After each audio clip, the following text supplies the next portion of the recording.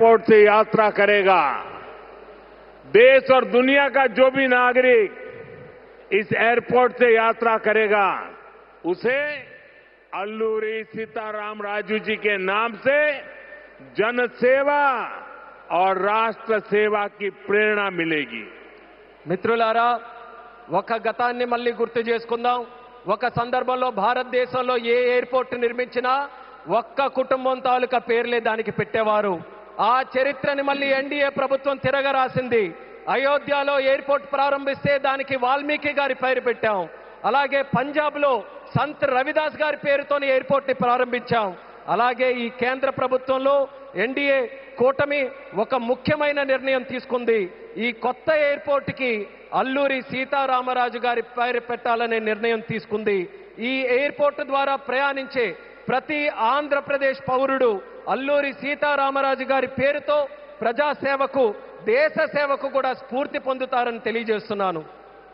साथियों, बीते 12 इयर्स में देश के एविएशन सेक्टर ने असाधारण प्रगति की है। 2014 तक देश में केवल 74 एयरपोर्ट ऑपरेशनल थे।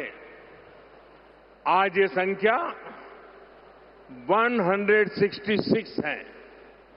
एक समय था जब हवाई उड़ानें सिर्फ बड़े शहरों तक सीमित थी। एनडीए सरकार में आज छोटे शहर के साधारण लोग भी फ्लाइट से आ जा रहे हैं। మిత్రులారా, గత 12 సంవత్సరాల్లో దేశంలో విమానయాన రంగం ఒక అసాధారణమైన పురోగతిని సాధించింది.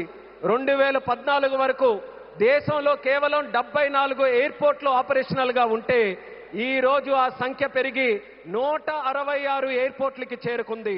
ఒకప్పుడు విమానాశ్రయాలు, విమాన ప్రయాణాలు పెద్ద నగరాలకే పరిమితమయ్యేవి. ఈ రోజు ఎన్డీఏ ప్రభుత్వంలో చిన్న పట్టణాల నుంచి సాధారణ ప్రజలు కూడా విమానాల్లో ప్రయాణిస్తున్నారని తెలియజేస్తున్నాను. 12 इयर्स में सिर्फ एयरपोर्ट की संख्या ही नहीं बढ़ी है। हमारी उड़ान योजना के कारण आज गरीब परिवार के लोगों को भी जहाज में बैठने का अवसर मिल रहा है। इस योजना ने गरीब से गरीब को अपना सपना पूरा करने में मदद की है। कुछ दिन पहले ही सरकार ने उड़ान योजना के दूसरे फेज की शुरुआत की है। इस पर भी 29,000 करोड़ रुपीस खर्च किए जाएंगे। మిత్రులారా, ఈ 12 సంవత్సరాల్లో కేవలం ఎయిర్పోర్ట్ తాలూకా సంఖ్య మాత్రమే పెరగలేదు. మన ఉడాన్ పథకం వల్ల పేద కుటుంబాలకు చెందిన ప్రజలు కూడా మొదటిసారి విమానంలో ప్రయాణించే అవకాశం వాళ్ళందరూ పొందారు. ఈ పథకం అత్యంత పేదవారికి తమ కలలు నిజం చేసుకునే అవకాశం కూడా కల్పించింది. కొద్ది రోజుల క్రితమే కేంద్ర ప్రభుత్వం ఉడాన్ పథకం తాలూకా ఫేజ్ 2ని కూడా ప్రారంభించింది. దీని ద్వారా దేశంలో 29,000 కోట్ల రూపాయలు ఖర్చు చేయబోతుందని తెలియజేస్తున్నాను. साथियों, एविएशन सेक्टर में देश ने एक और बड़ा माइलस्टोन हासिल किया है।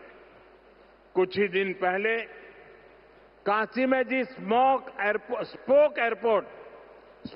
एयरपोर्ट मॉडल का शुभारंभ हुआ। आज वही मॉडल पंजाब के अमृतसर तक पहुंच गया है। इससे अमृतसर से 25 से ज्यादा इंटरनेशनल डेस्टिनेशन जुड़ जाएंगे। मैं इस उपलब्धि के लिए आंध्र की इस धरती से पंजाब के लोगों को भी बधाई देता हूं। साथियों, हमारे आंध्र प्रदेश के पास हमेशा से विकसित भारत का ग्रोथ इंजन बनने का सामर्थ्य रहा है। आंध्र प्रदेश के विकास के लिए हमारे प्रयास डबल इंजन की स्पीड से आगे बढ़े। इसके लिए मैंने आंध्र के लोगों से डबल इंजन सरकार का आशीर्वाद मांगा था और आज चंद्रबाबू नायडू जी के नेतृत्व में, पवन कल्याण जी के नेतृत्व में एनडीए की पूरी टीम आंध्र प्रदेश के लिए डबल स्पीड से काम कर रही है। మిత్రులారా, విమానయాన రంగంలో దేశంలో మరో పెద్ద మైలురాయిని మనం సాధించాం. కొద్ది రోజుల క్రితమే కాశీలో ప్రారంభమైన స్పోక్ ఎయిర్పోర్ట్ మోడల్ ఈ రోజు పంజాబ్లోని అమృత్సర్ వరకు కూడా విస్తరించింది. దీంతో అమృత్సర్లో 25కి పైగా అంతర్జాతీయ గమ్యాలకు నేరుగా కనెక్ట్ అవ్వడానికి అవకాశం కలిగింది. ఈ విజయానికి ఆంధ్రప్రదేశ్ నేల నుంచే పంజాబ్ ప్రజలకు కూడా నా హృదయపూర్వక అభినందనలు తెలియజేస్తున్నాను. అలాగే మిత్రులారా, వికసిత్ భారత్ నిర్మాణంలో ఆంధ్రప్రదేశ్ ఎప్పుడూ కూడా ఒక గ్రోత్ ఇంజిన్ గా నిలిచే సామర్థ్యం కలిగి ఉంది. ఆంధ్రప్రదేశ్ అభివృద్ధి కోసం డబుల్ ఇంజిన్ వేగంతో మా ప్రయత్నం ముందుకు సాగాలని నేను ఆంధ్ర రాష్ట్ర ప్రజలకు డబుల్ ఇంజిన్ ప్రభుత్వం కోసం ఆశీర్వాదాన్ని నేను కోరాను. ఈ రోజు చంద్రబాబు నాయుడు గారి నాయకత్వంలో, పవన్ కళ్యాణ్ గారి నాయకత్వంలో ఎన్డీఏ టీం మొత్తం ఆంధ్రప్రదేశ్ అభివృద్ధి కోసం డబుల్ వేగంతో పనిచేస్తుందని గర్వంగా తెలియజేస్తున్నాను. साथियों, आज देश ब्लू इकोनॉमी को लगातार मजबूत कर रहा है. हमारा विजन है कि पूरा क्षेत्र कोस्टल इकोनॉमिक कॉरिडोर के रूप में विकसित हो. इसी लक्ष्य के साथ विशाखापट्टनम से कृष्णापट्टनम तक हमारे पुराने पोर्ट्स को आधुनिक रूप दिया जा रहा है.